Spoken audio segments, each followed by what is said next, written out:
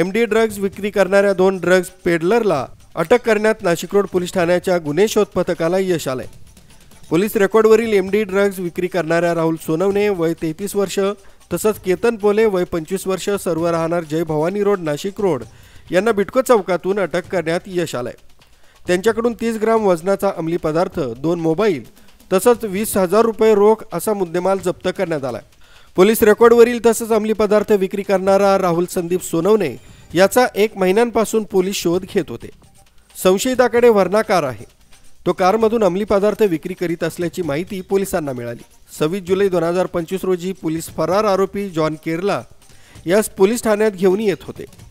यावेळी पोलिसांना बिटको चौक ते जेल रोड पाण्याच्या टाकीकडे जाणाऱ्या रोडवर एक संशयित कार दिसली। पोलिसांना संशय आल्यानं त्यांनी खासगी गाडी संशयित कार जवळ आडवी लावली। पोलिसांनी कारचा दरवाजा उघडण्याचा प्रयत्न केला असता संशयित आरोपींना कारचा रिव्हर्स गिअर टाकून गाडी मागे घेण्याचा प्रयत्न केला। पोलीस उपनिरीक्षक संदीप पवार तसंच शिपाई समाधान वाजे यांनी कारच्या दरवाजाचे हँडल सोडले नाही। त्या संशयितांची कार अचानक बंद पडली। त्यानंतर पोलिसांनी 2 संशयित आरोपींना ताब्यात घेतलाय। सदर कारवाई सहाय्यक पोलीस आयुक्त सचिन बारी, वरिष्ठ पोलीस निरीक्षक जितेंद्र सपकाळे यांच्या मार्गदर्शनाखाली करण्यात आली।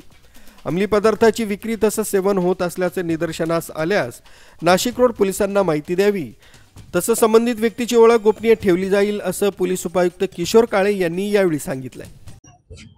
आज नाशिक रोड पोलीस स्टेशन अंतर्गत आपण एकंदरीत 3 कारवायांसाठी प्रेस कॉन्फरन्स आयोजित केली होती। त्याच्यामध्ये सगळ्यात पहिली आणि महत्त्वाची कारवाई आहे ज्याच्यामध्ये एनडीपीएस कायद्याअंतर्गत त्या ठिकाणी कारवाई केलेली आहे, ज्याच्यामध्ये रेकॉर्डवरचा गुन्हेगार आहे आणि त्याच्यावर पूर्वीचे एनडीपीएस कायद्याअंतर्गत गुन्हे देखील आहेत आणि त्याच्या ताब्यातून आमचे डीबीचे पीएसआय संदीप पवार आणि त्यांची टीम यांना त्या ठिकाणी 30 ग्रॅम एमडी आणि सोबत त्याचे एक व्हेकल आणि त्याचा एक साथीदार देखील त्या ठिकाणी मिळालेला आहे।